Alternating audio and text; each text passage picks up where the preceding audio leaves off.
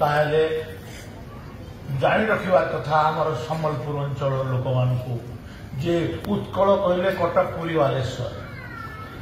उत्कल कौशल कलिंग मिसिक ओडिशा प्रदेश गठन हो केवल उत्कल जयगान गायब आौशल कलिंगर कौन जयगान हम गोटे मानसिकता आमको तुम्हें शोषण करुच आमर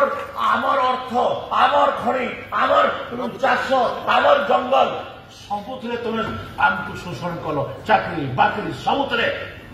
आज तुम्हें से कल्चराली भी आमको एक्सप्लोट करने लगे तुम्हें चाहू एटा की कथा आम ओडिशा प्रदेश रे मिसिथिलु ओडिशा प्रदेश रे मिसिबा पई आंदोलन रे भी शामिल होतिलु किंतु ओडिशा रे मिसिकरी आमर सबुठु बड़ भूल है आम ओडिशा प्रदेश रे मिसिलु आमर गोटे ऐतिहासिक भूल ऐतिहासिक भूल को आम बारंबार कहूँ तो आज आम से कथा गुड़ाक न जाइकरी आम सुभद्रा योजना कथा अच्छी सुभद्रा योजना यहाँ लोकंर मानकर महिला मानकर अर्थनैतिक विकास दिगरे आमर लाभ दब आया